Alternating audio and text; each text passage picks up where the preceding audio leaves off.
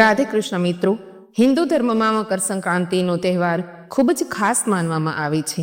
આ તહેવાર સૂર્યદેવ મકર રાશિમાં પ્રવેશ કરે છે ત્યારે ઉજવવામાં આવે છે. આ ઉપરાંત શુભ કાર્યો પણ મકર સંક્રાંતિથી શરૂ થાય છે, પરંતુ કેટલીક એવી બાબતો છે જે મકર સંક્રાંતિના દિવસે ભૂલથી પણ ન કરવી જોઈએ. એવું માનવામાં આવે છે કે આમ કરવાથી ઘરમાં નેગેટિવ ઉર્જાનો પ્રવેશ થશે. આ ઉપરાંત જીવનમાં સમસ્યાઓ વધી શકે છે. વૈદિક કેલેન્ડર મુજબ મકર સંક્રાંતિનો તહેવાર 14 જાન્યુઆરી મંગળવારના રોજ ઉજવવામાં આવે છે. આ દિવસે સૂર્યદેવ ધન રાશિ છોડીને સવારે 9:03 મકર રાશિમાં પ્રવેશ કરશે.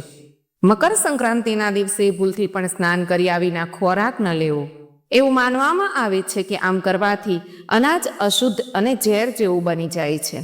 મકર સંક્રાંતિના દિવસે સ્નાન અને દાનનું વિશેષ મહત્વ છે, પરંતુ આ દિવસે ભૂલથી પણ તેલનું દાન ન કરવું જોઈએ. મકર સંક્રાંતિના દિવસે તેલનું દાન કરવું અશુભ માનવામાં આવે છે.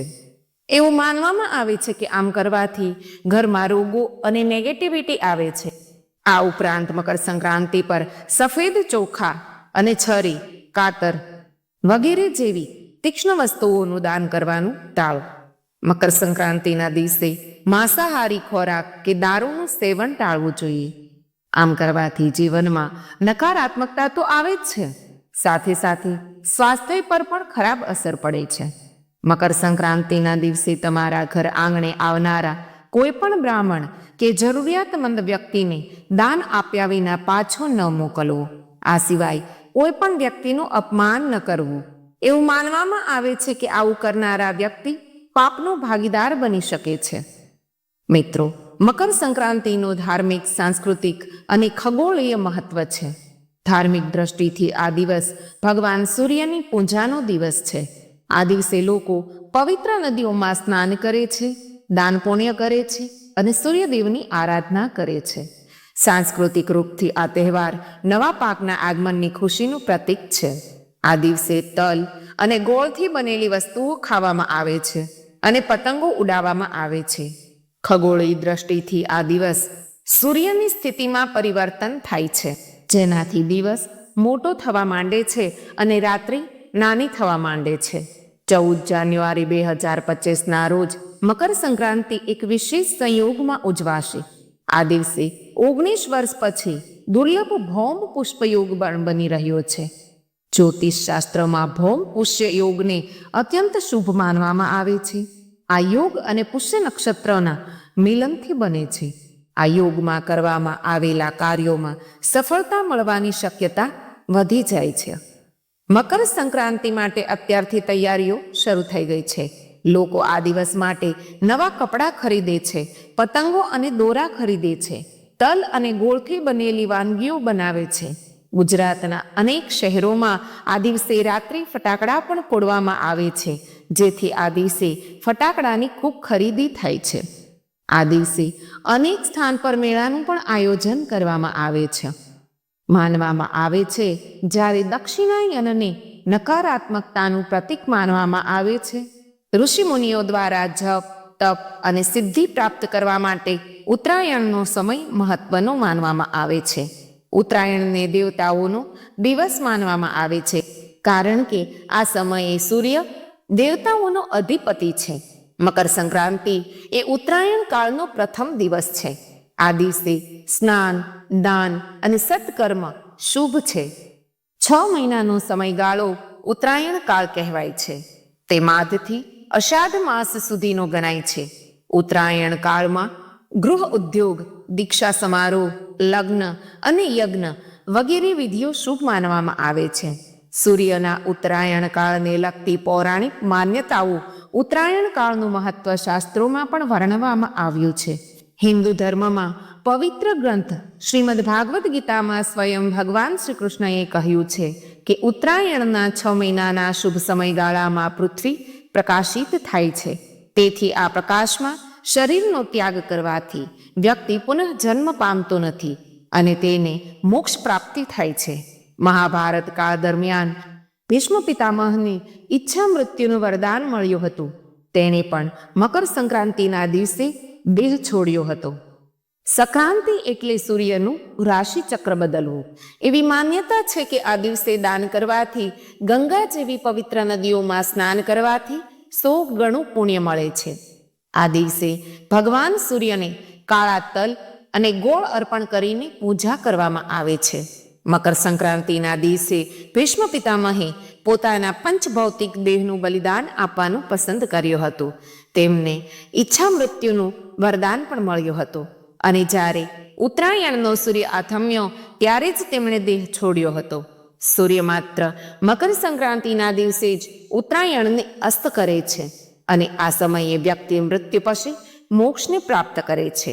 એવું પણ માનવામાં આવે છે કે મકર સંક્રાંતિના બીજા દિવસે ગંગાજીએ મહારાજ સાગરના 60,000 પુત્રોને બચાવ્યા. સાગરના 60,000 પુત્રોએ ગંગાજી દ્વારા મોક્ષ મેળવ્યા અને ભગવાનના ધામમાં ગયા. એટલા માટે એવી માન્યતા છે કે મકર સંક્રાંતિના દિવસે સ્વર્ગના દરવાજા ખુલે છે. ભીષ્મ પિતામહને તેમના પિતા શાંતનુ પાસેથી સ્વૈચ્છિક મૃત્યુનું વરદાન મળ્યું હતું. મતલબ કે તે પોતાની ઈચ્છા મુજબ જ પોતાનો જીવ આપી શકે છે. જો કે ભીષ્મ પિતામહે યુદ્ધમાં કૌરવોને ટેકો આપવો પડ્યો. જ્યારે મહાભારત યુદ્ધ શરૂ થયું ત્યારે ભીષ્મ પાંડવો માટે એક મોટો પડકાર બનીને રહ્યા, કારણ કે તેમને હરાવ્યા વિના યુદ્ધ જીતવું અશક્ય હતું. આવી સ્થિતિમાં અર્જુને ભીષ્મ પિતામહ પર તીર વરસાવ્યા, જેના કારણે પિતામહ ગંભીર રીતે ઘાયલ થયા. પરંતુ આ પછી પણ તેણે તરત જ પોતાનો જીવ ન છોડ્યો. તેમણે મકર સંક્રાંતિના દિવસે દેહ છોડવાનો નિર્ણય કર્યો, કેમ કે તે દિવસે મોક્ષના દ્વાર ખુલી જાય છે.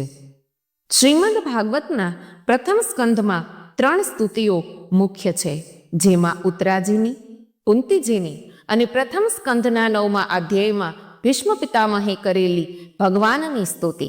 ભીષ્મ પિતામહે સંકલ્પ કર્યો કે ઉત્તરાયણના પરમ પવિત્ર દિવસે હું મારા દેહનો ત્યાગ કરીશ. એમને વિદાય આપવા માટે અનેક ઋષિઓ આવ્યા. મૃત્યુ સમયે ભીષ્મ પિતામહે ધર્મરાજ યુધિષ્ઠિરને રાજધર્મ, સ્ત્રી ધર્મ એવા અનેક ધર્મોનું નિરૂપણ કર્યું. ભીષ્મ પિતામહે 11 શ્લોકોમાં ભગવાનની સ્તુતિ કરી. 5 જ્ઞાનેન્દ્રિય, 5 કર્મેન્દ્રિય અને 11મું મન એ દ્વારકાધીશના ચરણોમાં સમર્પિત કર્યું. ભીષ્મ સ્તુતિનો આરંભ ઇતિ શબ્દથી થાય છે.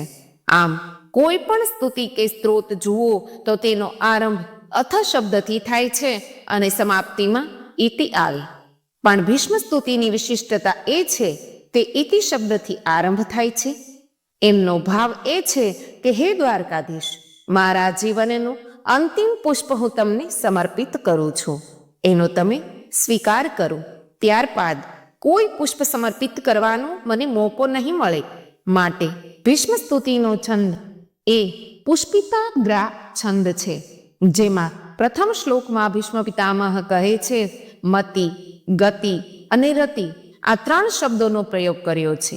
સ્તુતિ કરતા ભીષ્મ પિતામહ કહે છે કે મારી મતિરૂપી કુંવારી કન્યાને તમે સ્વીકારો. તે તૃષ્ણા રહિત છે અને આપ કેવા છો?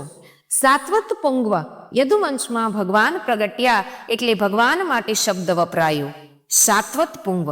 બીજા શ્લોકમાં ભગવાન પિતામહ કહે છે તમારા સ્વરૂપ જેવું ત્રિભુવનમાં કોઈ સ્વરૂપ નથી. આ ભુવન સુંદર છે. તમામ વર્ણ પિતાંબરો ધારણ કરેલા છે. તેમનો કહેવાનો અર્થ એ છે કે વેદો જ આપના પિતાંબર છે. હે પાર્થના સખા, મને વારંવાર તમારા ચરણ કમળોમાં રતિ થશે. પણ અહીં વિજય સખે અર્થાત અર્જુનના સખા આ શ્લોકમાં ઠાકોરજીના સ્વરૂપનું વર્ણન ભીષ્મ પિતામહે કર્યું છે. ભીષ્મ પિતામહે ભગવાનના શૌર્યનું વર્ણન કર્યું છે. કુરુક્ષેત્રના રણ મેદાનમાં તમે અર્જુનના રથને લઈને આવ્યા. તમારી દ્રષ્ટિ જેના ઉપર પડી એ બધા મૃત્યુને પામ્યા. ભીષ્મ પિતામહ કહેવા માંગે છે કે અર્જુન તો નિમિત્ત માત્ર છે, કાલ સ્વરૂપ આપે જ ધારણ કર્યું છે. સાધક ભક્તિના 9 પગથિયા ચડી જાય ત્યારે પંચ જ્ઞાનેન્દ્રિય, પંચ કર્મેન્દ્રિય બધું ભગવાનને સમર્પિત થઈ જાય. આ શ્લોકમાં ભીષ્મ પિતામહે સમગ્ર ગીતાજીના પ્રસંગનું વર્ણન કર્યું છે. કુરુક્ષેત્રના રણ મેદાનમાં સૈન્ય ગોઠવાઈ ગયું ત્યારે અર્જુને પોતાના સ્વજનોને જોયા. એમને દુઃખ થયું કે જે વડીલોની પૂજા કરવાની હોય એ વડીલોને મારવાના છે. અર્જુનની કુમતિને ગીતાજીના જ્ઞાનથી જેમણે હરી એવા હે પાર્થના સખા, મને વારંવાર તમારા ચરણ કમળોમાં રતિ થજો. એક શ્લોકમાં ભીષ્મ પિતામહે ભગવાનના રાસનું અને ભગવાનના હાસ્યનું નિરૂપણ કર્યું છે. તમારી ગતિ તો લલિત છે અને તમારું હાસ્ય તો વલ્ગુહાસ્ય છે. વલ્ગુહાસ્ય એટલે બાળકના હાસ્યમાં નિર્દોષતા પ્રગટે, પ્રિયતમાના હાસ્યમાં પ્રેમ પ્રગટે, સંતના હાસ્યમાં કરુણા પ્રગટે અને શત્રુના હાસ્યમાં શત્રુતા પ્રગટે. આ બધાના હાસ્યનો સરવાળો કરીએ તો ભગવાનનું હાસ્ય થાય. પણ અહીં એક પ્રશ્ન એ થાય છે કે આ કુરુક્ષેત્રની ભૂમિ છે, અહીં રણ મેદાન છે અને ભીષ્મ પિતામહે રાસનું સ્મરણ શા માટે કર્યું?